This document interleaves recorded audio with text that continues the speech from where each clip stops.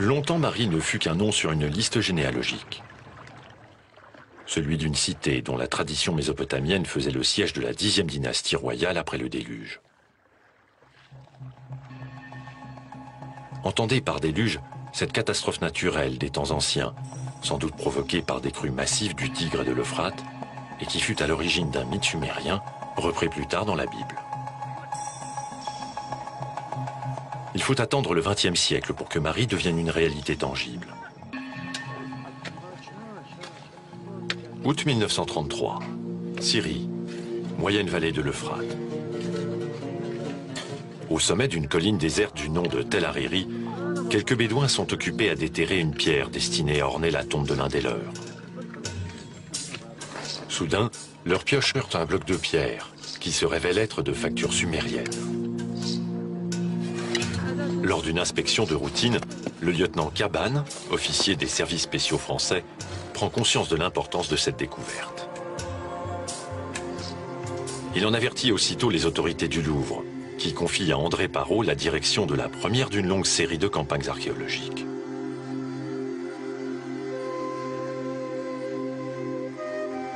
Très vite, le site révèle son identité grâce à la dédicace d'une statue. Ici se dressait jadis la cité de Mari, mentionnée dans les listes royales de Sumer.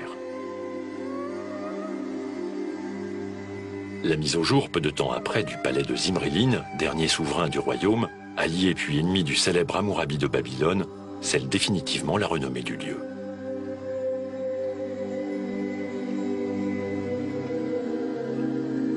S'ensuivent d'autres découvertes, dont 15 000 documents d'archives et une étonnante collection d'œuvres d'art, ouvrant le livre d'une histoire vieille de 5000 ans.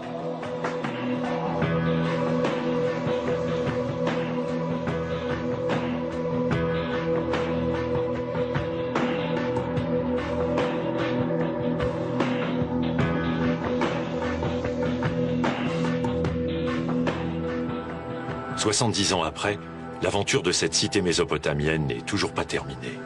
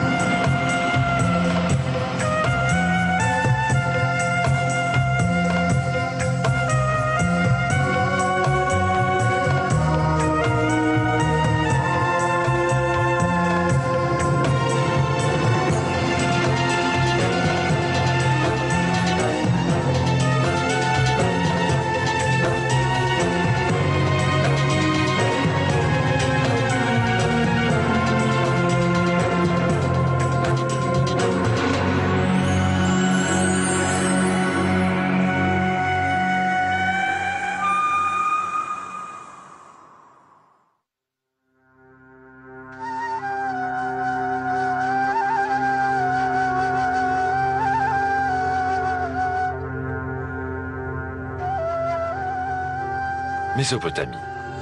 Le mot évoque de lointains souvenirs. La tour de Babel, Babylone, Nabucodonosor, Assurbanipal. Quelques vagues repères d'une région qui, pour beaucoup, flotte dans l'espace et dans le temps, quelque part du côté de l'Orient, aux heures bibliques.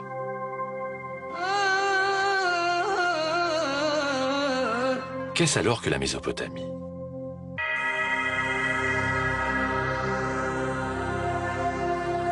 Son nom vient de Mésos, milieu, et Potamos, fleuve. Les Grecs, les premiers, dénommèrent ainsi la région située entre le Tigre et l'Euphrate. Cependant, les recherches scientifiques du XXe siècle ont montré que la culture mésopotamienne s'est développée au-delà des deux fleuves, sur l'ensemble du bassin hydrographique. Large comme un delta, fertile et navigable, ce bassin a permis à l'homme de s'épanouir sur cette terre. Il constitue également le creuset où se sont mêlés les différents peuples qui s'y sont installés. Akkadiens, Sumériens, Amorites, Babyloniens, Kassites, Assyriens et Araméens, formant ainsi ce que l'on appelle la civilisation mésopotamienne, l'une des plus anciennes et des plus novatrices de l'histoire. Entre le 7e et le 4e millénaire, elle se rend maître de l'eau et de la terre, développe l'élevage et l'agriculture, invente la céramique, la métallurgie et la roue. Au 3e millénaire, elle accomplit l'une des étapes essentielles de l'humanité, l'invention de l'écriture. Dès lors, elle mène les premières expériences de gestion économique et administrative, élabore les premières lois et les premières formes de littérature. Enfin, elle aménage de nouveaux cadres de vie et donne naissance aux premières cités comme Marie, dont les découvertes ont renouvelé la connaissance que l'on avait de la Mésopotamie et des premiers pas de l'urbanisme.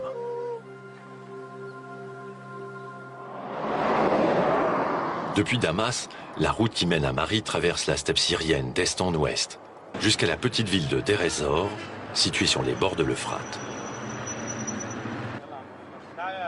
Une ville sans passé, mais non sans avenir. Deir ez-Zor est en effet la capitale de l'or noir syrien. L'afflux de travailleurs étrangers et locaux en a fait une sorte de porte du Moyen-Orient. Cependant, hormis son musée archéologique et son souk, Deir ez-Zor n'est pour le voyageur qu'une étape sur le chemin de Marie.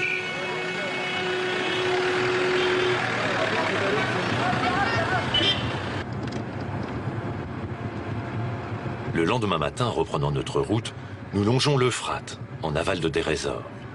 Tel Hariri n'est plus qu'à une centaine de kilomètres. À voir aujourd'hui le long ruban vert de vergers et de champs cultivés que le fleuve déploie dans cette région subdésertique, on prend véritablement conscience du miracle de Marie, et donc de la Mésopotamie tout entière.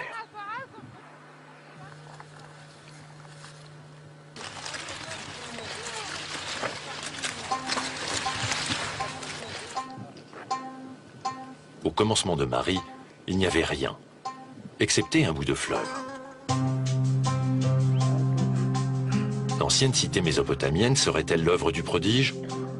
Plus simplement de la volonté et de l'ingéniosité des hommes qui l'ont fondée au 3e millénaire avant Jésus-Christ. Tout d'abord, ils mirent au point un important réseau hydraulique, afin de faire face non seulement aux longues périodes de sécheresse, mais également aux fortes crues de l'Euphrate. Plusieurs traces retrouvées aux environs de Marie attestent en effet de la présence de canaux. Cependant, tous ces aménagements ne suffisaient pas pour réussir.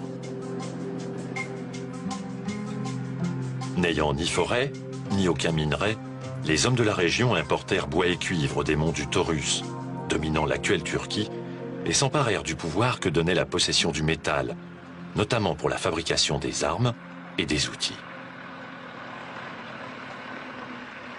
C'est ainsi qu'ils mirent en place un système d'échange de denrées par voie d'eau et de terre entre la Méditerranée et le Moyen-Orient. Et c'est là l'une des raisons essentielles du phénomène d'urbanisation dans cette région. La création de ce réseau commercial engendra en effet les premières formes de pouvoir qui jouèrent un rôle structurant au sein de la communauté. Ainsi fut fondée Marie, vers 2900 avant Jésus-Christ, pour servir de base de relais dans le transport des marchandises, contrôler le trafic fluvial au point de passage obligé des grands circuits économiques et développer une industrie métallurgique.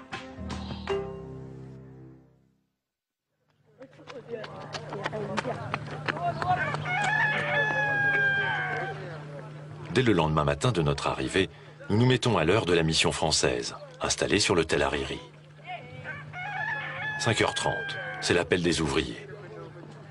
Puis le cortège des acteurs de la Renaissance de Marie se met en marche au son chaotique des brouettes. Hier comme aujourd'hui, le Tel cache bien son secret et impressionne peu le visiteur non averti. À la déception devant les ruines évanouies, se mêle cependant l'émotion suscitée par l'empreinte qu'elle porte d'un passé aussi lointain que retentissant. Nous voici au cœur d'un quartier urbain, dont la fouille est dirigée par Béatrice Muller-Margueron. Son objectif ?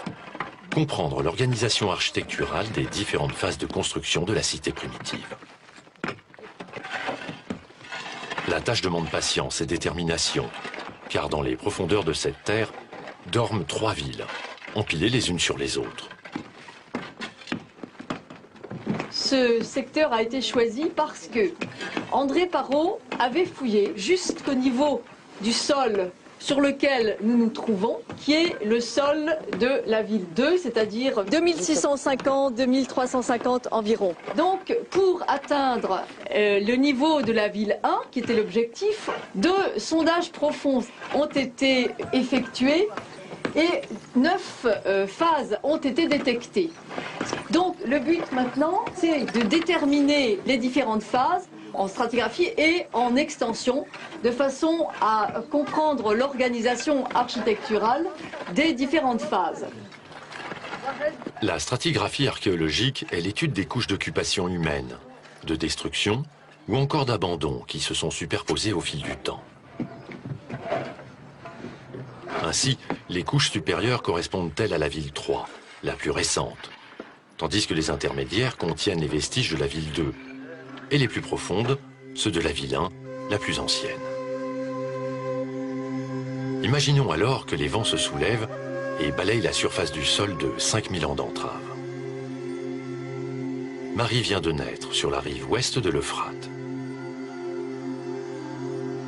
Pensée et bâtie d'un seul jet par une volonté politique, elle est déjà pourvue des traits urbanistiques essentiels. Un plan circulaire, délimité par une digue de 1,9 km de diamètre. Tandis que celle-ci met la cité à l'abri des crues du fleuve, un rempart intérieur la protège des attaques humaines.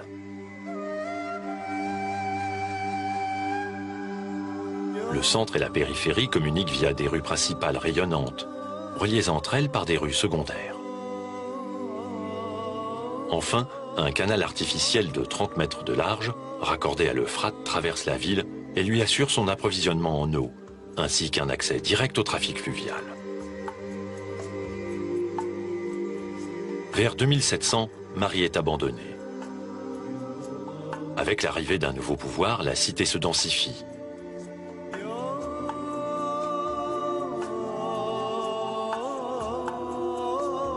Le centre se couvre de bâtiments administratifs et religieux et se dote d'un palais aux proportions spectaculaires et inégalées en Mésopotamie.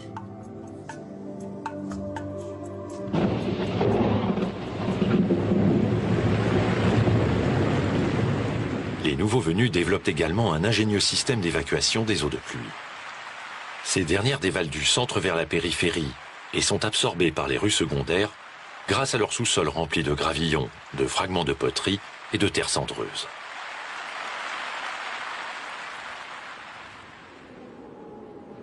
Vers 2250, suite à l'invasion du peuple akkadien, Marie est placée sous la tutelle d'un nouveau gouverneur et la ville est fortement détruite. Elle renaît à nouveau et connaît une 3e phase de prospérité, sous l'impulsion d'une dynastie naissante, les Chakanaku. Le palais est entièrement refait selon une organisation différente, mais toujours dans les mêmes proportions, tandis qu'est édifié un second palais, dit palais oriental. Quant au système défensif, il est sensiblement amélioré. Souvenez-vous, la ville 1 comportait une digue et un rempart intérieur avec tours et portes. La ville 2 gardait le même schéma, hormis le fait que la digue était surmontée d'un mur à meurtrière, créant de fait une 2e ligne de défense humaine, à 300 mètres du rempart, ce qui correspond au tir efficace de l'arc composite. Lors de la reconstruction de la ville 3, on double en épaisseur le rempart intérieur d'un chemin de ronde, permettant aux archers de se déplacer rapidement sur tout le pourtour de la cité. Plus tard, on renforce le mur extérieur surmontant la digue, jusqu'à lui donner la même importance que le rempart intérieur. Enfin, un glacis de cailloutis est installé sur tout le revers intérieur de la digue, afin d'éviter tout travail de sable de l'assaillant. Cependant, ce système défensif n'empêche pas la cité d'être vaincue, puis incendiée par Hammurabi, roi de Babylone, en 1760.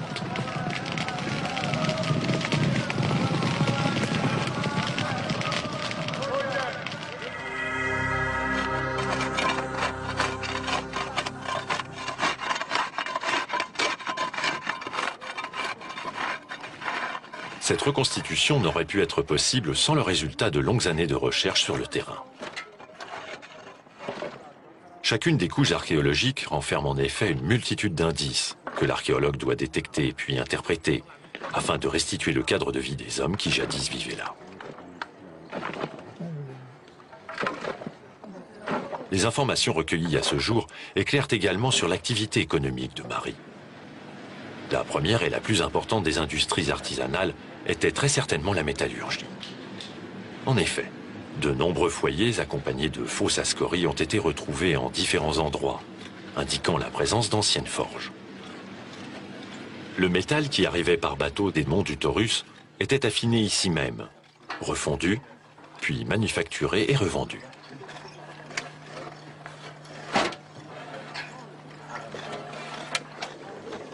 Béatrice et son équipe ont également dégagé un autre type d'installation. Nous avons trouvé d'autres installations bitumées que celle-ci. On en a 2 ou 3. Mais ce bassin bitumé est le seul à posséder une jarre enterrée jusqu'au col. Et c'est ce qui a fait penser qu'il peut s'agir d'un bassin de décantation, soit pour un atelier de teinturerie, soit de décantation d'argile, puisque différents indices tentent à montrer que dans cette zone artisanale, on travaillait également l'argile. On a trouvé des boules de terre malaxées et des balles de fronde. Il n'est pas exclu qu'on en ait fabriqué ici.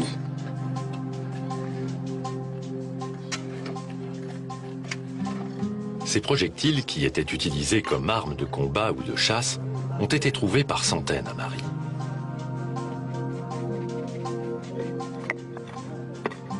La technique de la céramique était également employée pour la fabrication des équipements hydrauliques, comme les canalisations qui acheminaient l'eau destinée à la consommation, et les puisards qui permettaient d'évacuer les eaux usées dans les profondeurs de la terre.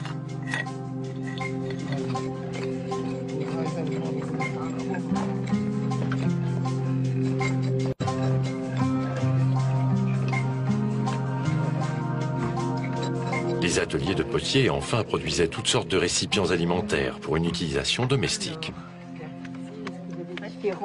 Bon, il n'y a pas tellement de variété de formes. Là, vous avez surtout des fonds de bols. Ce qui est intéressant, ce sont les bords, voilà, comme ceci. C'est ça qui vous donne la nature de la céramique. C'est sans doute un bol, là aussi. Apparue dès le 7e millénaire, la technique de la céramique ne prend son véritable essor qu'à partir du 4e millénaire, avec l'utilisation du four, qui permet une concentration de la chaleur et son intensification par la réfraction de la terre. Mais avant de cuire l'argile, le four fut créé pour la cuisson des aliments, et notamment celle du pain.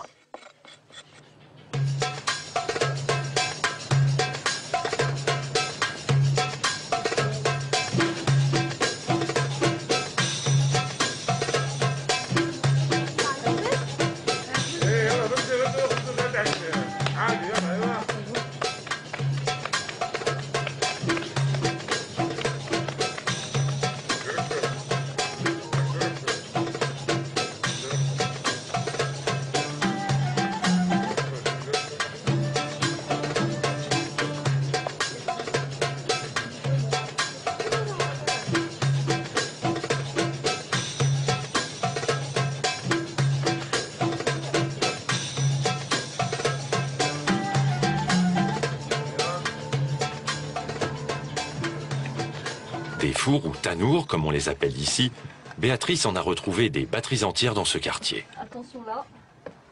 Alors la présence de tanours dans ce secteur artisanal peut paraître un peu étonnante. On a l'impression que c'était des ateliers où les gens vivaient. C'est-à-dire qu'il y avait une organisation non seulement du travail, mais de la vie quotidienne. On imagine aisément l'effervescence qui jadis devait régner dans ce quartier artisanal. Une effervescence cependant qui semble avoir été brusquement interrompue. En effet, Béatrice et son équipe ont fait récemment une bien étrange découverte. Il n'y a pas du tout la position d'un âne qui a été en agonie, parce que les bêtes qui meurent se couchent complètement. Oui. Donc la tête aurait été couchée. Là, elle est verticale, ce qui laisse entendre qu'il a été écrasé, il a été tué brusquement. Donc on a supposé que c'était un âne qui était tombé avec sa charrette et une cargaison de matière dans des vases et que ça s'est renversé. Le plus étonnant est que ce squelette est le deuxième retrouvé au même niveau sur ce chantier. Le premier, lui, était accompagné de l'empreinte d'une roue de charrette. Alors, que s'est-il passé ? 2 équidés tombés comme ça suppose qu'il y a eu un effondrement, peut-être général du secteur, qui a permis d'ailleurs que les squelettes soient conservés. Ce n'est pas tout. Sous ces bâches se cache un autre indice qui confirme l'hypothèse des archéologues.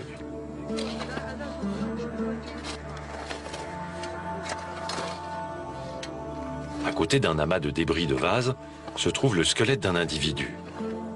Ce contexte laisse penser qu'il s'agit a priori d'une tombe. Une tombe? Non. Car là aussi, la position du corps n'est pas naturelle. Dans le cas des inhumations, le défunt est toujours couché sur le côté. Ce mariote est donc tombé en arrière, brutalement, et la mort semble bien l'avoir saisi au moment où il chargeait ou déchargeait son âne d'une cargaison de peau.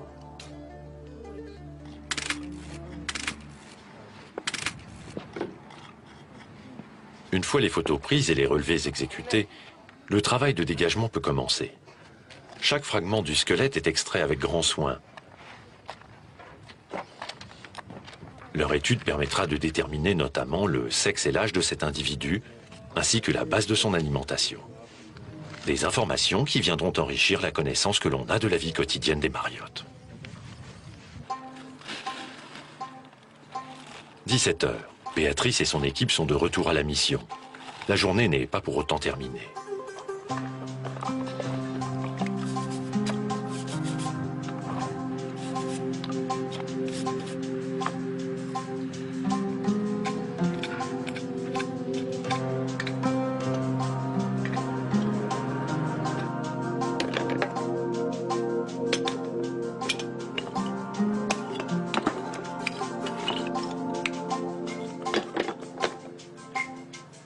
Une fois nettoyés, les objets archéologiques sont triés, inventoriés, puis classés selon leur lieu de découverte, leur nature, leur forme et leur décor, avant d'être restaurés, dessinés et étudiés par des spécialistes.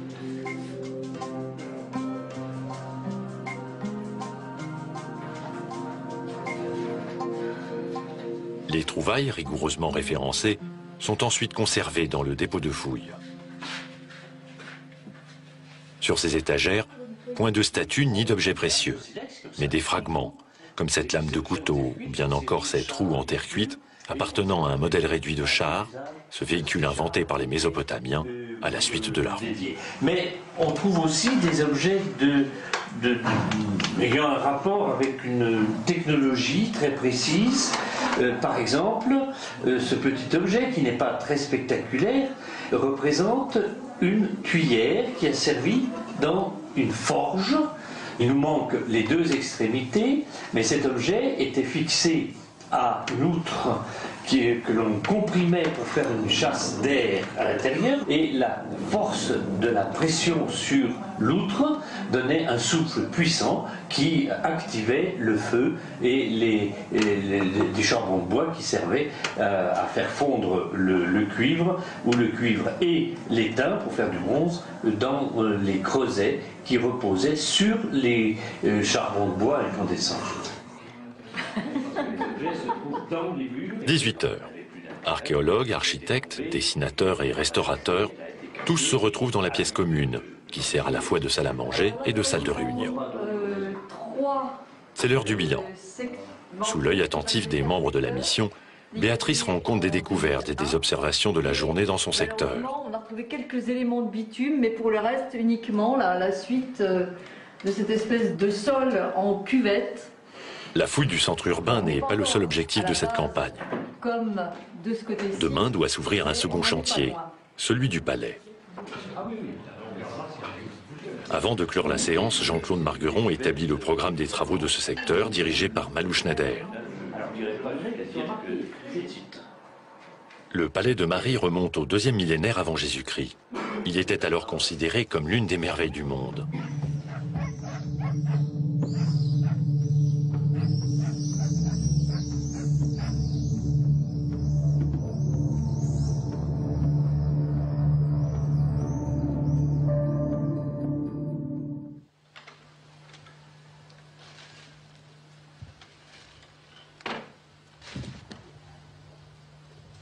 Il est 5 heures.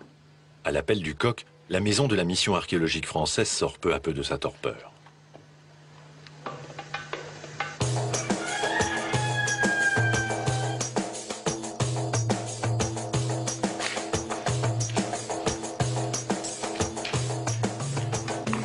Dans un balai incessant d'allées et venues, chacun se prépare pour une nouvelle journée de travail. Il ne faut rien oublier.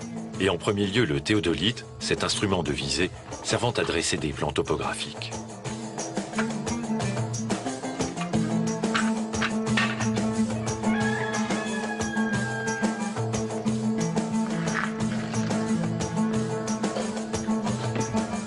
Une fois l'équipement rassemblé, tout le monde se retrouve dans la salle à manger pour un solide petit déjeuner. Les objectifs de la journée ?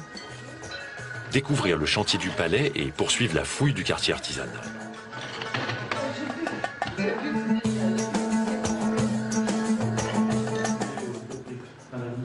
Tandis que le ciel se teinte des premières pâleurs dorées de l'aurore, les ouvriers s'affairent dans le dépôt d'outils.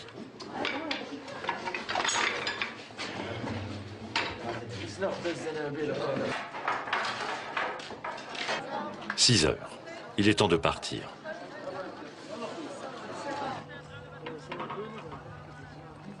Comme tous les matins, les équipes s'égrènent sur le Tel Hariri, cette colline archéologique où dorment les vestiges de l'ancienne métropole royale.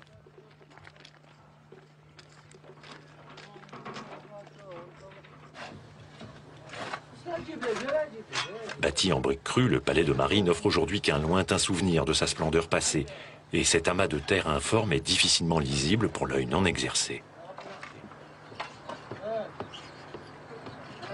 D'autant que cet ensemble monumental de 2,5 hectares comprend 2 palais empilés l'un sur l'autre.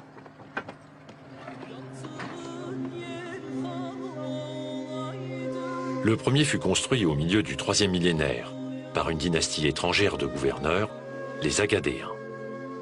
Le second fut édifié au début du 2e millénaire, selon un nouveau concept, mais toujours à la même échelle, par la dynastie des Chakanakou. Cette nouvelle résidence royale s'organisait en 2 grands corps. Le premier comprenait une aire sacrée, ainsi que le secteur des grandes réserves du royaume. Le second corps était à la fois privé et officiel. S'y trouvait la maison du roi, agrémentée de jardins suspendus, les lieux de représentation et de réception, ainsi que les quartiers administratifs. Ce second corps comprenait également la maison des femmes. Les ruines que l'on voit en surface, les plus récentes, sont celles du palais du 2e millénaire, dégagées dès 1934 par André Parrot. Celles du 3e millénaire, encore sous terre pour une grande part, sont en cours de fouille. Nous avons dégagé la porte d'entrée du palais du 3e millénaire, après avoir enlevé la porte du palais du 2e millénaire. Et il y a encore une zone où nous n'avons pas fait le raccordement avec les fouilles antérieures. Donc c'est justement une des tâches que j'ai à faire cette année, c'est de faire le raccord entre l'entrée et le cœur du palais.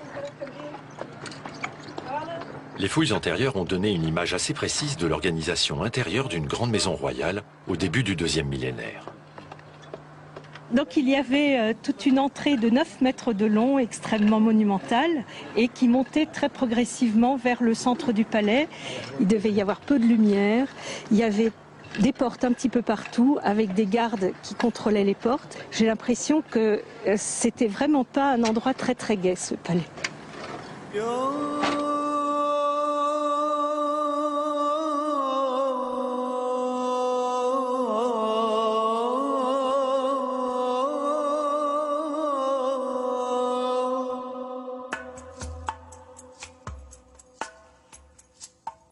Une fois franchi cet imposant dispositif sécuritaire, le visiteur accédait à une première grande cour. L'invité, qui avait obtenu audience, devait se diriger ensuite vers une autre porte, située dans l'angle nord-ouest de cet espace.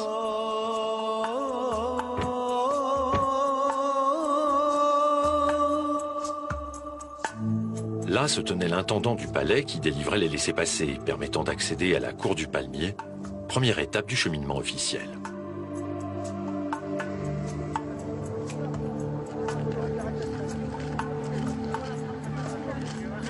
Le nom de cette seconde cour évoque le palmier artificiel qui, jadis, en marquait le centre, et dont on peut encore voir l'emplacement.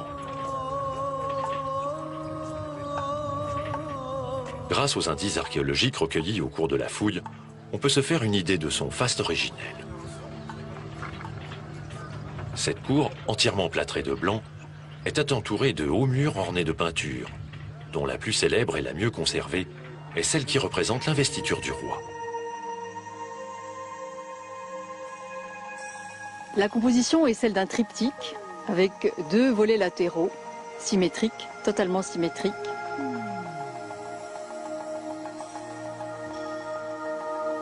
Aux extrémités se dresse une déesse qui intercède, une déesse lama comme on l'appelle. Devant elle se trouve un palmier, le palmier de la cour sans doute. Et devant elle encore, s'échelonne sur 3 registres superposés, un sphinx, un taureau androcéphale et un griffon. Animaux fabuleux qui, plus tard, dans les palais assyriens, seront les gardiens de porte sous forme de statues colossales. Alors, la partie centrale est subdivisée en 2 registres et c'est là que se trouve évidemment la scène principale qui a donné son nom à cette peinture. Le registre inférieur est occupé par 2 déesses portant un vase d'où sortent 4 flots où nagent des petits poissons. Et sur le registre supérieur, le roi reçoit des mains de la déesse Ishtar, qui est la déesse à la fois de la guerre et de l'amour, le sceptre et le bâton, qui sont les symboles du pouvoir.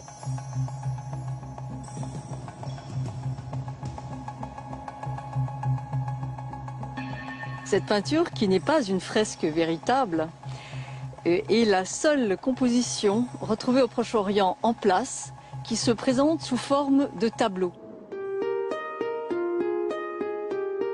Un tableau qui est extrêmement riche sur le plan symbolique. Tout d'abord, chacun des sujets de la composition est porteur d'un message.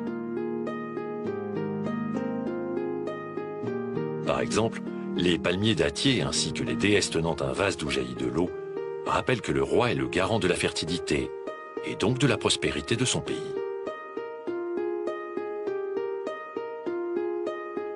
Ensuite, la mise en scène des personnages est extrêmement savante. Observez bien.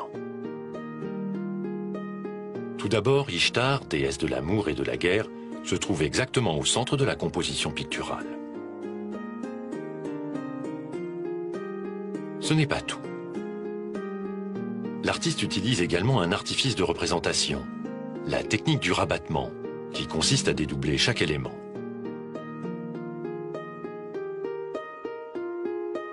Les 2 palmiers rappellent celui de la cour, tandis que les 2 divinités tenant un vase aux eaux jaillissantes évoquent la statue qui, jadis, se trouvait dans le vestibule, situé immédiatement derrière la peinture. De ce vestibule, le visiteur accédait à la salle du trône, véritable point d'orgue du parcours officiel. Ainsi, par sa composition, cette peinture rend compte de l'organisation architecturale de cet espace tripartite, directement lié à la fonction royale.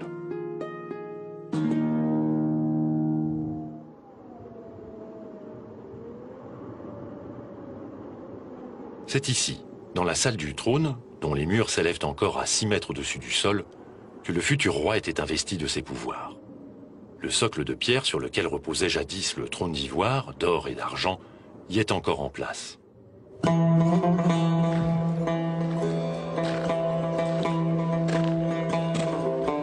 De cette pièce, le roi avait accès d'une part à la salle du conseil, d'autre part à ses appartements privés, farouchement gardés. La demeure se composait de plusieurs chambres à coucher, de salles de garde et de logements de service. Elle disposait également d'un grand séjour où le roi recevait les intimes. D'après les textes, on sait aussi que la maison royale était richement décorée et confortablement meublée.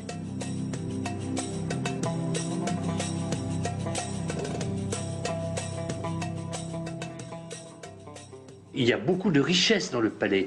Et évidemment, c'est le palais, donc c'est le lieu le plus riche avec les temples. Il est normal qu'il y ait eu beaucoup d'objets précieux. Dans les maisons particulières, il y en avait certainement moins. Mais il y a aussi un confort relatif pour les soins corporels. Et puis, il y a le confort exceptionnel. Par exemple, le roi possède des glacières souterraines. Bien entendu, même les classes moyennes de la ville n'ont pas accès à ce genre de confort. Mais il est assez remarquable de penser que le roi était capable de faire venir des chargements de neige, tassée, de glace, des montagnes du nord pour avoir des boissons fraîches à certains moments de l'année.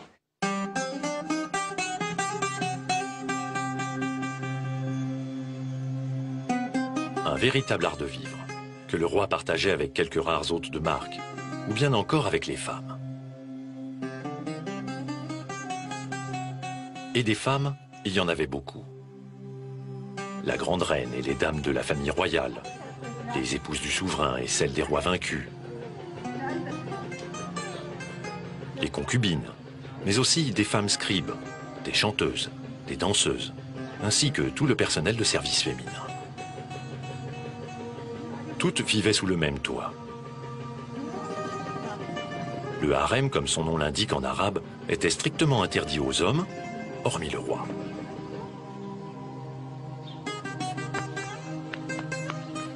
Surtout, les femmes n'étaient pas autorisées à sortir de cette prison dorée, excepté si le maître les conviait chez lui.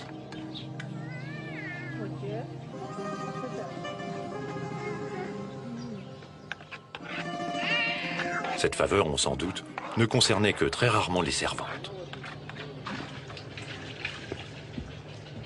La seule chance pour elles de communiquer avec le monde extérieur était que leur maîtresse leur ordonne de se rendre dans la grande cour du palais.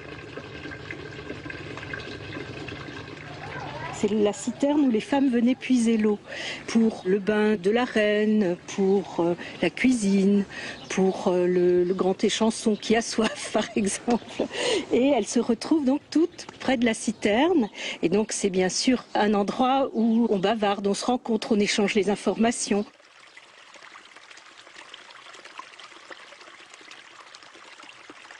Cette citerne était alimentée principalement par les eaux de pluie en provenance des terrasses. Le précieux liquide était ensuite redistribué dans l'ensemble du palais grâce à un système de canalisation et d'égouts. L'importance de ces installations hydrauliques tient notamment au fait que dans le palais vivaient jadis environ 1 millier de personnes. Une telle population nécessitait en effet plusieurs milliers de litres d'eau par jour. Elle demandait également autant de kilos de grains pour l'alimentation de base, sans compter la viande et les denrées de luxe mentionnées sur les tablettes, support de toute écriture à l'époque.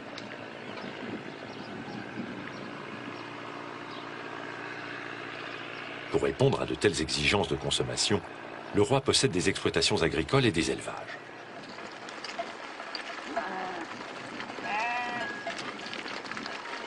Le roi commerce également.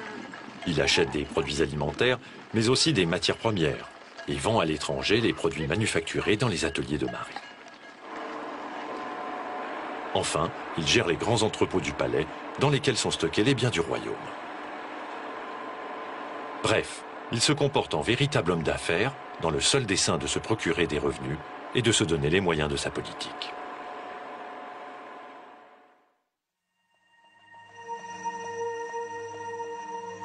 Siège de l'institution royale, résidence du souverain, centre économique, le palais de Marie était aussi l'écrin d'une maison divine.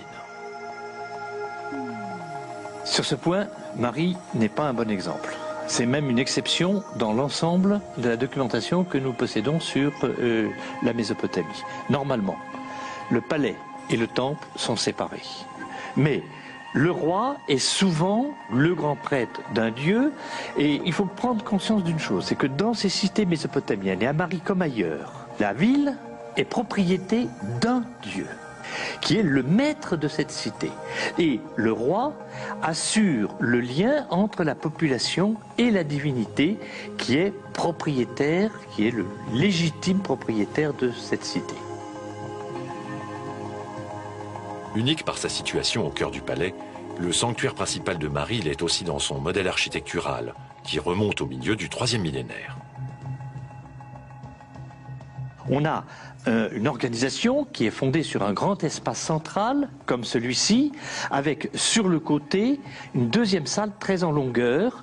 Le premier espace central est le lieu des offrandes, et que j'appelle le lieu saint, et le lieu avec la grande salle allongée sur le côté, c'est le lieu d'habitat, c'est là où habite le Dieu, et on peut l'appeler le lieu très saint. Et puis il y a des pièces tout autour qui sont des dépendances, qui peuvent servir de sacristie, qui peuvent servir de dépôt, et qui ont un rôle dans la pratique quotidienne du culte. Dans les temples mésopotamiens, il n'y a pas de rassemblement de fidèles. Seuls les dignitaires pouvaient venir accomplir les rites, accomplir les offrandes. Et il faut savoir que ces palais, ces édifices, ces temples étaient fermés de l'intérieur. Et donc il y a une petite catégorie de prêtres qui y habitent.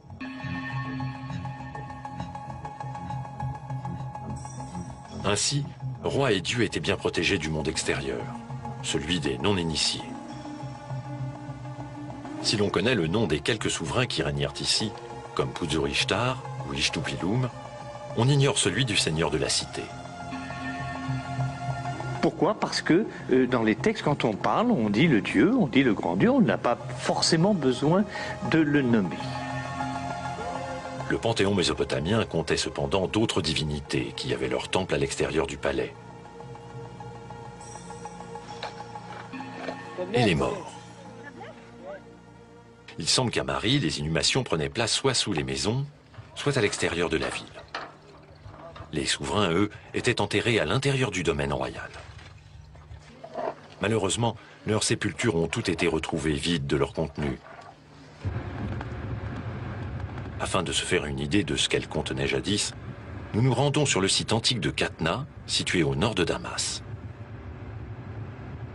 Souvent mentionné dans les archives de Mari, l'antique cité est restée enfouie durant des millénaires.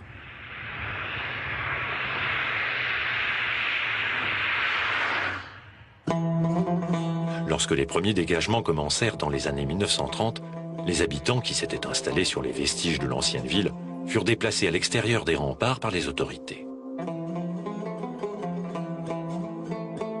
Avec ses maisons abandonnées, son école vide, ses mosquées et ses églises désertes, l'ancienne Qatna a aujourd'hui l'aspect d'un village fantôme.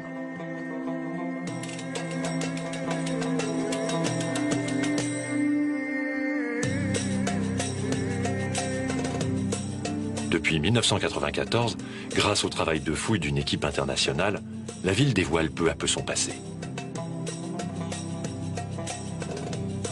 Comme Mari, Qatna fut fondée au IIIe millénaire pour servir de base de contrôle au cœur du grand trafic commercial moyen-oriental.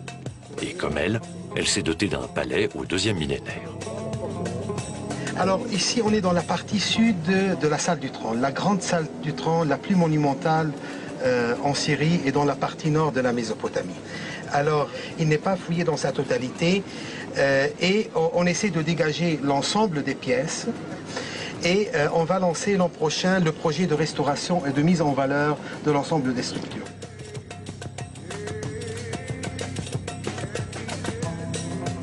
Rejoignons maintenant le tombeau royal. Alors, vous avez vu la salle du trône. Alors, il y a probablement un départ de la salle du trône. On descend par cet escalier et on a un couloir qui fait à peu près 50 mètres construit avec un mélange de briques et du bois qui mène vers le tombeau royal. L'aventure qui a mené à l'automne 2002 les archéologues jusqu'à la dernière demeure des princes de Qatna n'a pas été moins palpitante que celle de la découverte de quelques célèbres tombeaux égyptiens. Alors, on s'est aperçu la présence d'un puits funéraire qui descend à peu près 3,5 mètres. Il est en partie taillé dans le rocher. C'était excitant parce que de l'extérieur, on voit l'or, on voit les vases en albâtre qui viennent de l'Égypte, les quantités des vases en ivoire et des sarcophages. Alors, on a installé ici une tente, des gardiens et il faut avoir de la patience, 1 jour, 2 jours. Et au bout de 15 jours, on a eu des analyses à Tübingen et à Damas, que c'est bon, on peut rentrer. Alors ça a commencé la grande fouille qui a duré à peu près 2 mois jusqu'à Noël.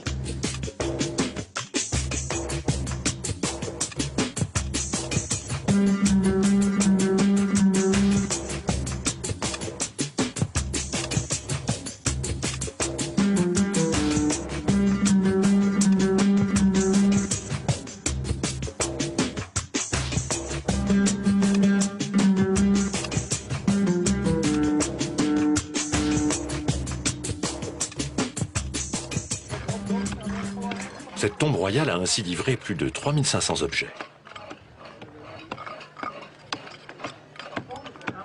Dans cette salle, les archéologues ont découvert des vases, des jarres et des plats contenant encore des victuailles. Ici se tenaient à coup sûr les cérémonies des kispoum, ou repas funéraires, qui avaient pour fonction de nourrir les défunts dans l'autre monde, mais aussi d'assurer la cohésion civique sous la protection des ancêtres.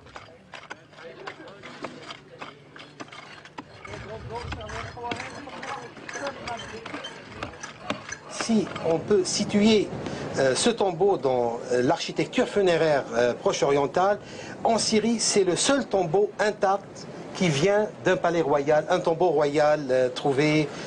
Et c'est, je pense, la plus grande découverte du début du XXIe siècle en Syrie et même au Proche-Orient. Retour sur le site de Marie, où la fouille suit son cours au rythme des découvertes.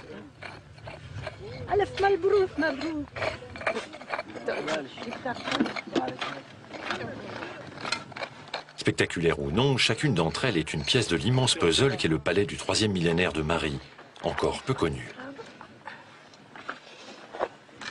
L'un des ouvriers vient justement de trouver quelque chose dans la maçonnerie d'un mur. À première vue, il s'agit d'un simple fragment d'argile cuite. Mais à bien y regarder, on distingue des signes cunéiformes, c'est-à-dire en forme de clou, caractéristiques de l'écriture mésopotamienne. Ce type de document est le plus souvent retrouvé en lot dans les salles de dépôt, ou bien dans des casiers ménagers dans les murs. Il y en a là des lots entiers qui s'occupent de la gestion du palais, des rapports du roi avec ses provinces, du rapport des lettres entre le roi et les autres capitales de Mésopotamie, avec le monde du Rabour, avec le monde de Babylone, etc. Et à un moment donné, à l'extrême fin de l'histoire de Marie, Hammurabi de Babylone, ayant vaincu Marie, occupe le palais et fait l'inventaire, inventaire des biens, inventaire des tablettes. Il lit toutes les tablettes pour savoir qui l'a trahi, sans qu'il le sache. Et les tablettes ont été en partie rassemblées ici.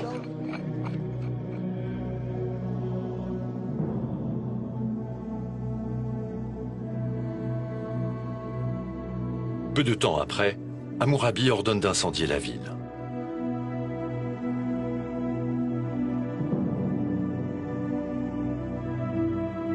Cette destruction marque le déclin de Marie, suivi de son abandon jusqu'à sa redécouverte en 1933. Depuis, un autre drame plus contemporain menace cette cité de terre, celui de sa destruction naturelle.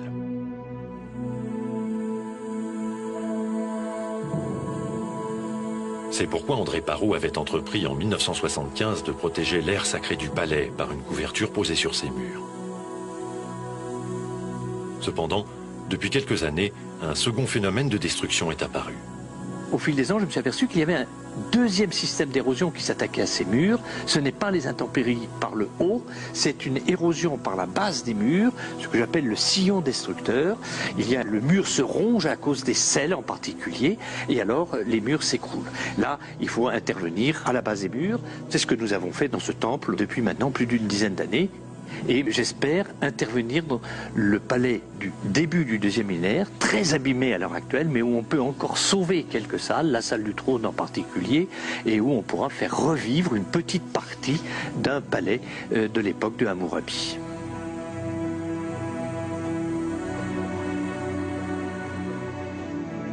À voir l'état de conservation de la salle du trône au moment de sa mise au jour en 1934 et son état de délabrement aujourd'hui, on prend véritablement conscience du désastre.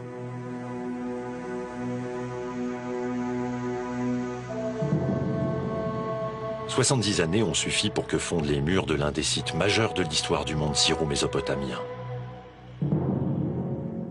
Entreprendre une restauration de la salle du trône devenait donc urgent. C'est chose faite depuis 2004. Parce qu'elle est une des clés essentielles de notre histoire, la survie de Marie nous concerne tous.